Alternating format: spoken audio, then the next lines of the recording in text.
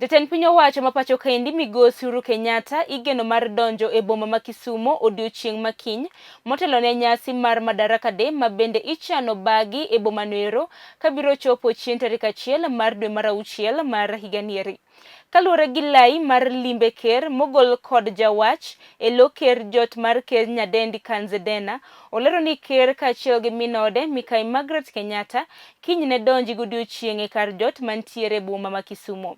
Mikai Kanze okwano moko kuom chenro ma ker dhi timo kopogore gi nyasi noero moriwo ayanga chiro Mar Uhuru market yawo chiro Mar Uhuru market mantiere e chuny boma noero yawo dho wath e kind moko ma bende ibichiw ler margi.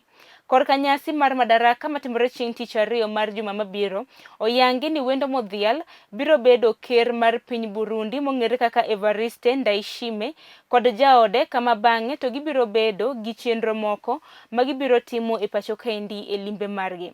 Ker kokalo kuom jaul wach e lo mare okwayo oganda ma Kisumu mar mondo mi oritre ka gibedo e ot kaka yor geng'o kerruok mar midhusi mar corona. La kwanza ningependa kueleza ya kwamba Rais Uhuru Kenyatta pamoja na mama wa taifa Bi Margaret Kenyatta watakuwa wanawasili hapa Kisumu tarehe 30 ambayo ni kesho kwa ziara ya kikazi ya siku 3 ikiwa ni katika kaunti zima. Na watakapokuwa hapa kutakuwa na ziara mbalimbali ambazo zitaweza kutokea. Rais ataweza kutembelea miradi mbalimbali ambayo imeweza kutekelezwa na serikali kuu, na kwa hivyo atakuwa anaweza kuzitembelea na nyingine pia zitakuwa zinaweza kuwa zinazinduliwa kwa wakati huo. Na kwa kusema tu mawili matatu, manake taarifa kamili tutaweza kukupasha jinsi tunavyoendelea na wakati atakapowasili Rais Uhuru Kenyatta, ni kwamba baadhi ya miradi ambayo atakuwa anatembelea ni kama soko la Uhuru. Alafu pia unajua kuna ule mradi ambao uko karibu na moyo wake sana ambao ni bandari ya Kisumu. Kwa hivyo bila shaka atakuwa katika sehemu hizo.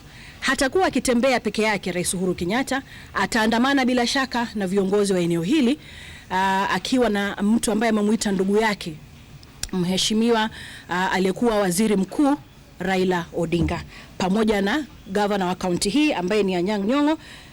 Bila shaka pamoja na viongozi wengine wa kaunti hii watakuwa wameandamana, lakini tunangependa tu kupendekeza kwamba japo tunafahamu ya kwamba rais atakuwa anatembelea baadhi ya maeneo haya, sisitizo kubwa ambayo imeweza kutolewa pamoja na Wizara ya Afya ni kwamba tafadhali tuketini nyumbani, tuangalie miradi hii kizinduliwa tukiwa nyumbani, kwa sababu ya minajili ya makataa ama sheria ambazo zimeweza kuwekwa na Wizara ya Afya kwa ajili ya janga la corona.